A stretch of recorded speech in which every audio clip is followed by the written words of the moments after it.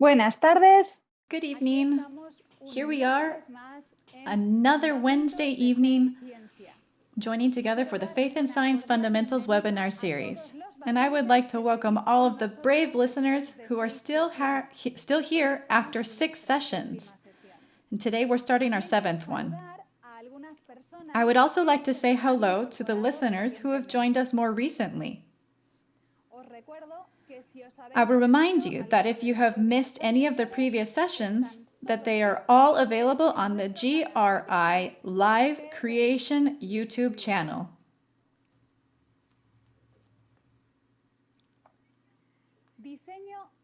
Intelligent design.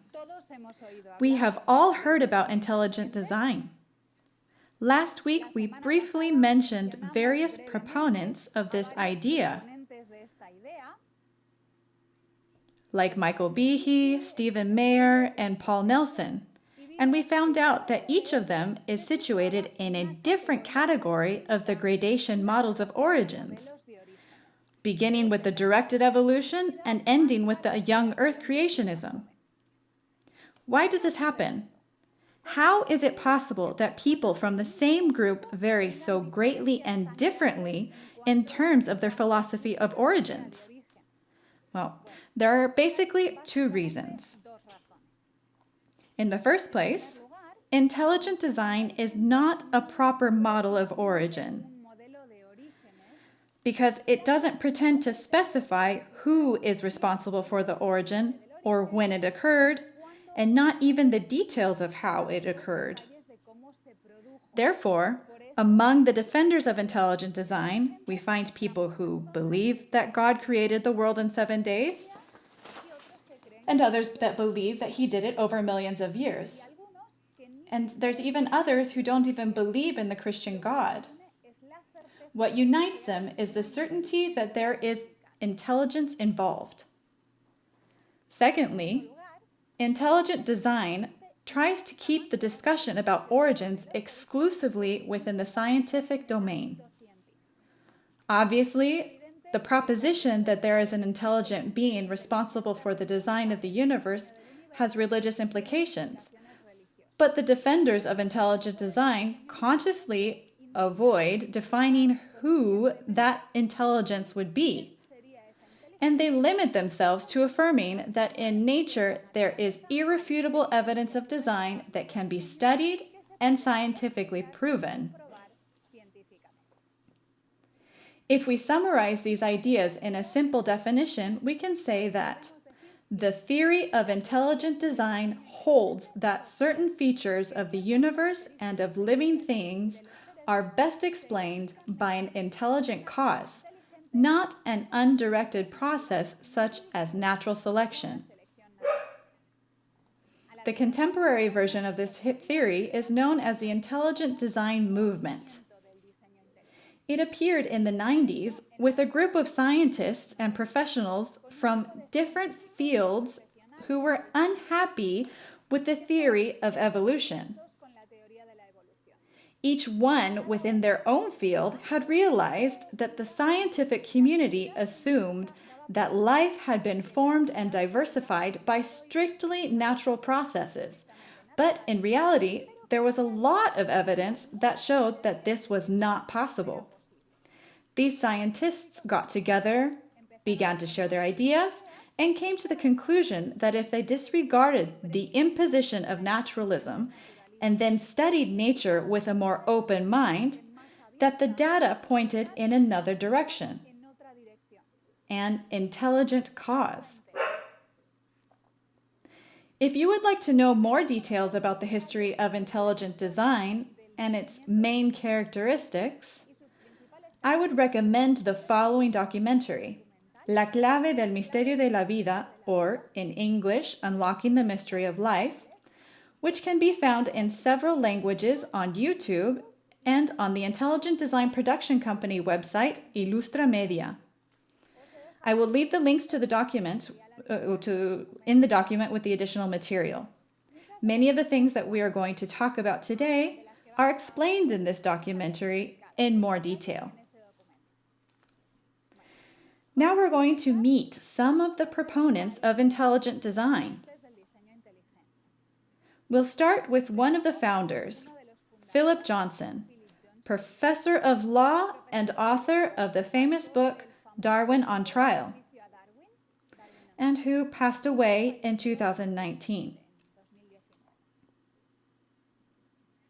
We already know the biochemist Michael Behe, who coined the concept of irreducible complexity. William Dembski is a philosopher and mathematician. The argument for specified complexity comes from him. These two concepts, irreducible complexity and specified complexity, are fundamental to intelligent design, so we will explain them in more detail in just a little bit. More proponents of intelligent design, they're Stephen Mayer, who is a historian and philosopher of science and is a great communicator. He's written several very good books, but there is one that I especially like, Signature in the Cell. I will mention it again when we talk about DNA because it explains the subject in a simple but captivating way. Paul Nelson also belongs to the field of philosophy of science and is also an excellent communicator. He is responsible for many of the fabulous documentaries from Ilustra Media. Of course, there are also biologists like Jonathan Wells and Anne Gauger, astronomers like Guillermo González, and theologians like J. Richards. Many of them are associated with the Discovery Institute of Seattle. When you have some time, I would recommend that you take a look at their website, discovery.org.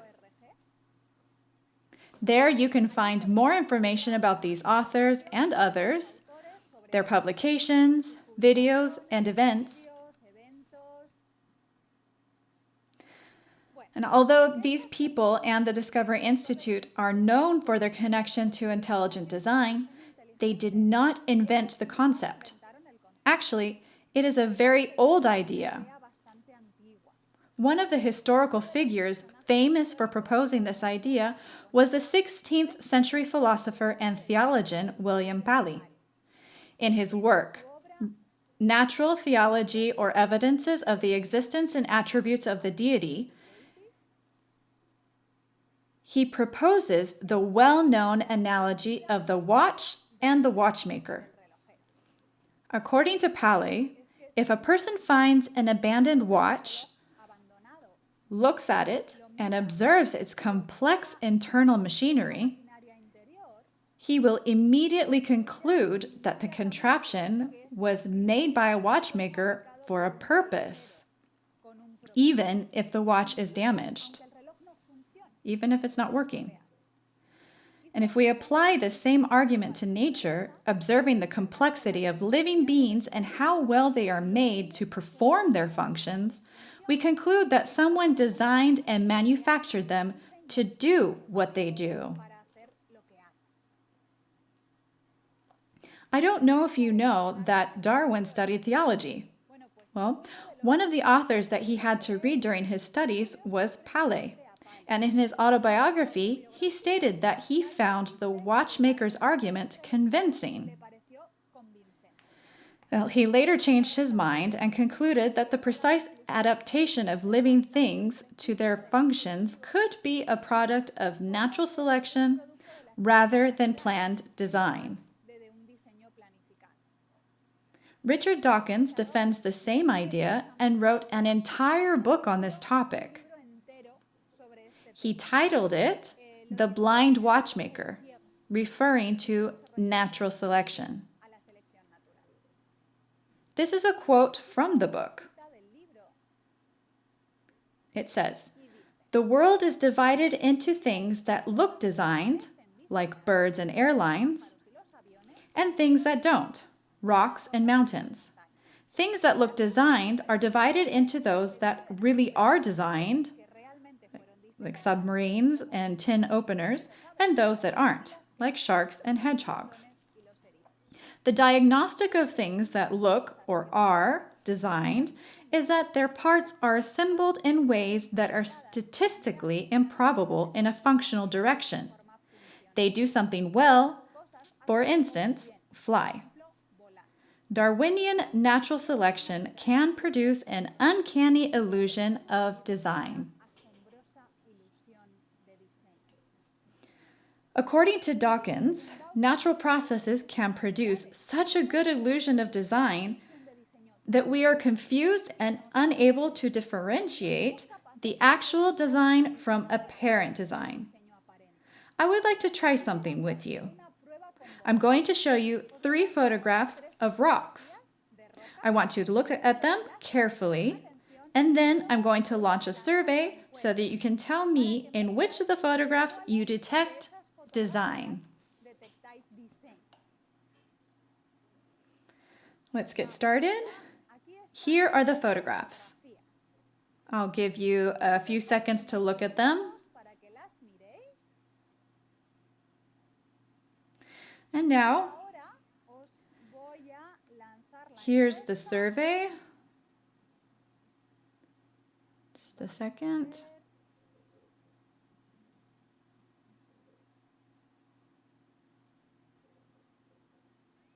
There you have it. You can only mark one option answering the question, in which of these rocks are you 100% sure that there is design?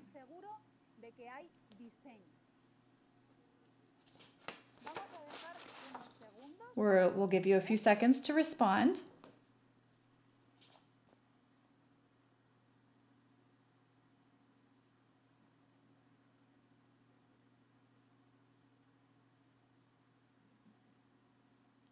Let's wait a little bit longer so we have some answers.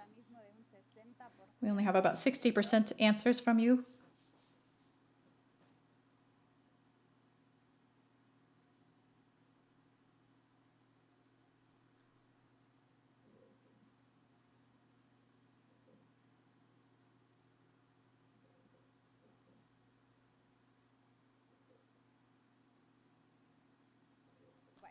Okay. Let's close the survey.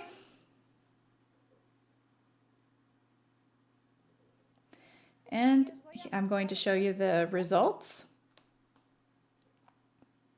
And there you have it. And it seems that there's a pretty big agreement that photograph number 3 does show design. It's very clear that it shows design.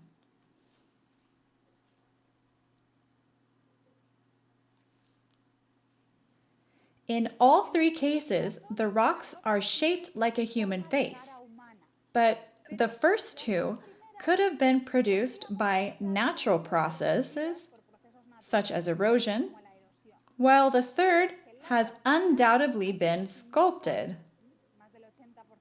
About 80% of you voted for this one, that it has been sculpted. So how do we know? There are several things that differentiate the third photograph from the others. The level of detail is much higher. The first 2 have the general shape of a face, but in the third we can distinguish hair, a nose, eyes, and even pupils. We can say that the third photograph shows a much greater complexity. The more details the face has, the less likely it is that it's been formed by natural processes. And also, it is in this photograph, there's not just one face, but 4 faces with all of their details. Complexity and improbability are 2 important aspects to identify the design. But there is something else that makes us so sure. And that is that it's not just any face. We recognize those faces. They're people that we've seen in other places, such as in history books or on paper money, because they're the faces of 4 presidents of the United States.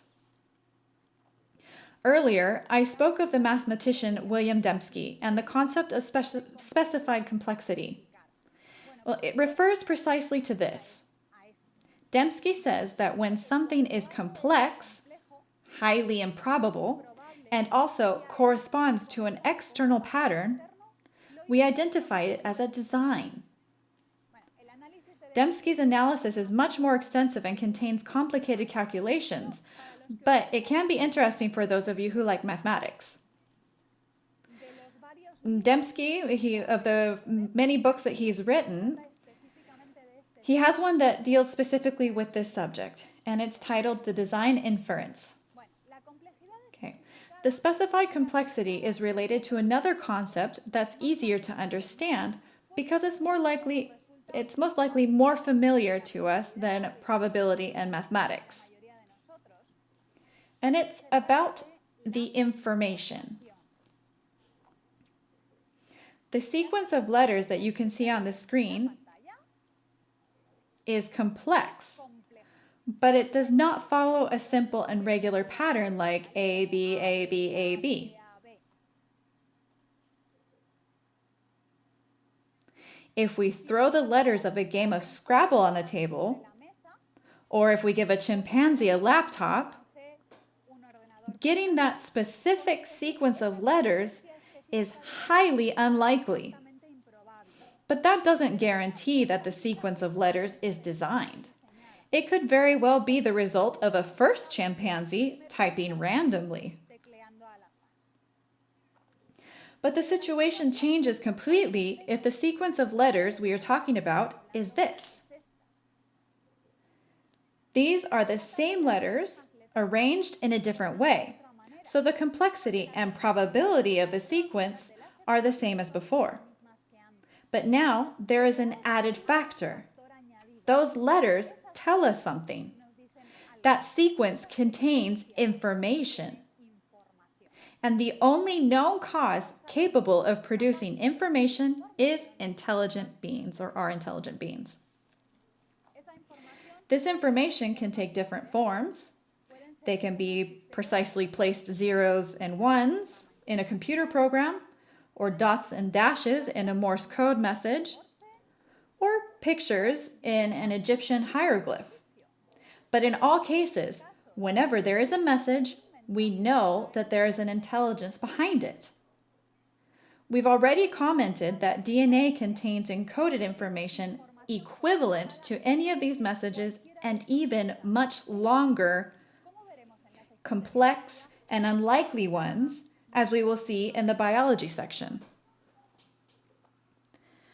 Critics of intelligent design say that inferring intelligence and design from patterns found in nature is not scientific, but is a common process in many fields of research. When archaeologists find ancient inscriptions or engravings, they don't attempt to explain them through natural processes. On the contrary, they assume that intelligent human beings made the engravings and that they contain information, even if they can't decipher them, or they don't understand them. The SETI projects, SETI projects, which search for extraterrestrial intelligence, have spent decades listening to and analyzing signals from space in search of patterns that contain information, which would suggest that there are intelligent beings out there trying to communicate with us. Here's a very close and recent example. In recent months, several investigations have been carried out to try to figure out if the COVID virus that is causing so much bitterness in our lives right now is natural or created in a lab, if it's designed. All these examples show that science does infer intelligence from objects, signals, or patterns, and that the problem is not that the process is not scientific, but rather the implications of the result. Archaeology and studies on COVID infer human intelligence. Not a problem. In the event that SETI were successful, extraterrestrial intelligence would be inferred, something that science can tolerate. But in the case of DNA and other molecules that contain biological information, that inferred intelligence would be divine. And that is not allowed within the framework of naturalism. It is against this arbitrary limitation that intelligent design reveals. Another famous intelligent design argument is the so-called irreducible complexity. This concept was coined by Michael Behe and developed in his book Darwin's Black Box. Let's review how evolution by mutation and natural selection theoretically works. The mutations would produce small changes in the organisms that very rarely would be beneficial and would help them produce more than their peers without the mutation. In the future, new beneficial mutations could be added to the descendants one by one, and thus the species would change very slowly over time.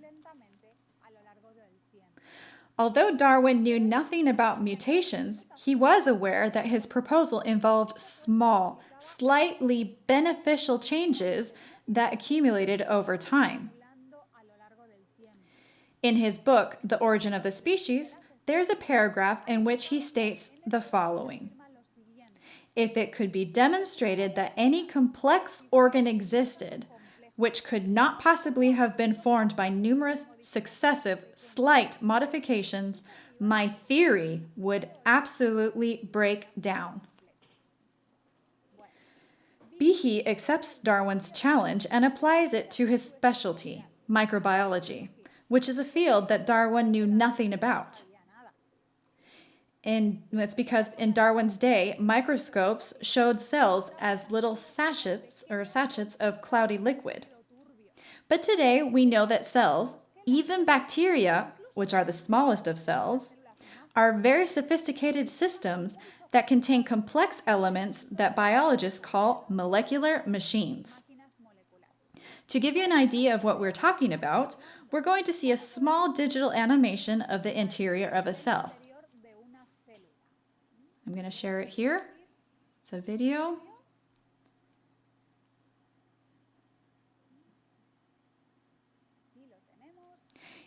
If we could get extremely small and go inside one of our cells, this is what we would see. We cross the cell membrane, and now we're inside. It's like a miniature city or an automated factory where materials are transported from one site to another and where things are continually being assembled and disassembled. Each one of those little colored things that you've seen moving inside the cell is a molecular machine that has a specific function or a job to do, and it does it with amazing speed and precision. What Behe says is that these molecular machines cannot have been formed slowly by mutation and natural selection over a long period of time because they are irreducibly complex. That means that they have several interconnected parts that are all essential for the operation of the machine. So they would have to have appeared all at once because with only one or a few parts, the machine would be useless and natural selection would have eliminated it. To explain the concept, Behe uses the example of a very simple non-biological machine, a mousetrap. This contraption has 5 parts, all of which are necessary for it to work. If we only have the base, or the spring, it doesn't catch mice. If a mutation could produce one of the pieces, that piece alone would be useless. It would be a nuisance to the organism, and natural selection would eliminate it. So it's not possible for the pieces to accumulate little by little over time. Real molecular machines are much more complex than a mousetrap and have many more parts. One of the best-known examples of this is the bacterial flagellum. Some bacteria have a mobile appendix to move around. It's like a tail that spins at high speed and propels them through the liquid like a motor of a boat. Scientists who have studied the structure of flagellum have been surprised at how similar it is to a propulsion engine, only it's much more efficient and miniature in size. In fact, it looks so much alike that some of the parts are given the same names as the corresponding parts of the engine: a rotor, a stator. I'm going to share another animation here so that we can see what the flagella looks like and how it works.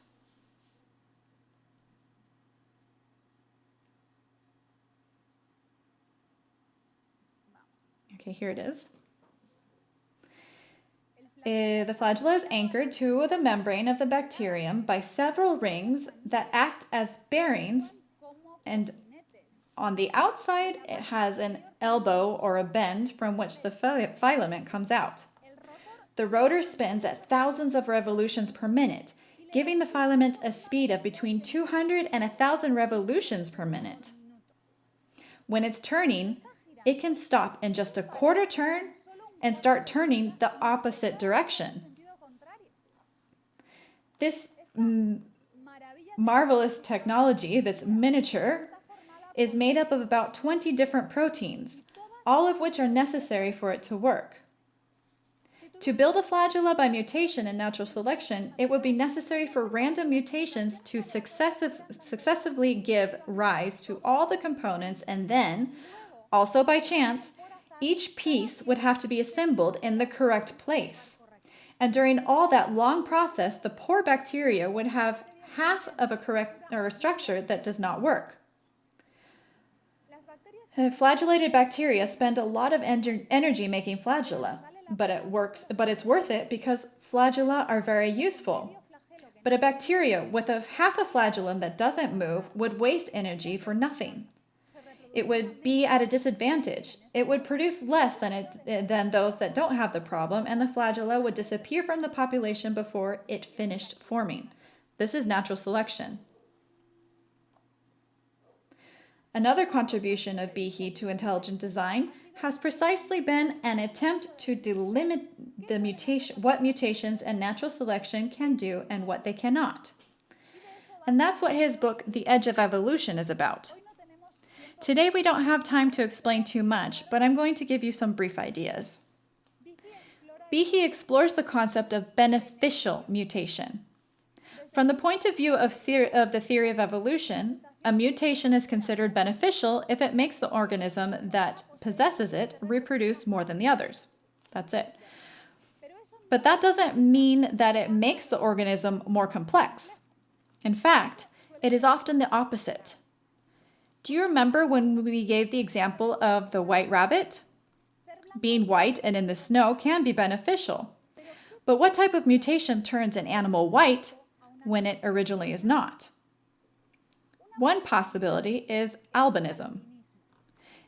An animal, or albino animal or person, has lost the ability to make melanin, the pigment that gives skin and hair its color. That's why it's white. Being an albino, being white, could be advantageous in certain circumstances. But with the change, the albino animal has lost information.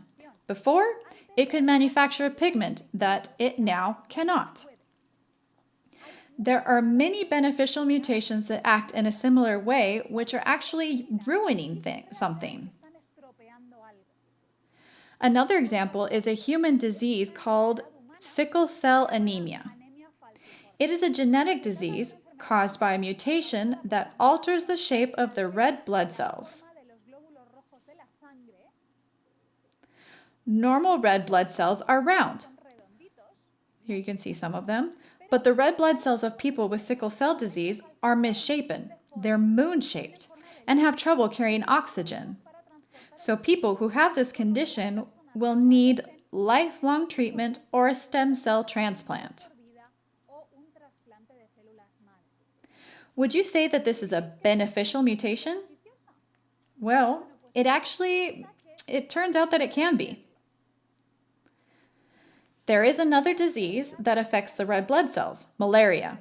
But in this case, it's not a genetic disease, but caused by a parasite.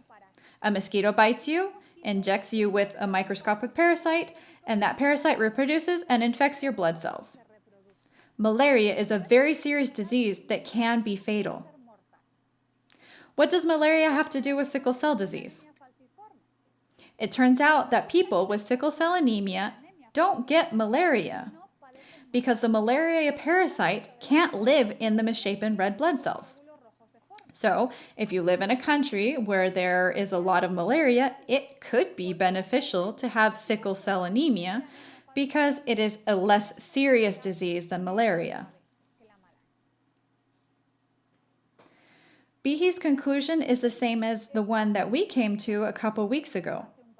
The theory of evolution depends on the process of mutation and natural selection gradually making organisms more complex, but it does not happen. Molecular machines cannot be built step by step, and beneficial mutations usually involve loss of information.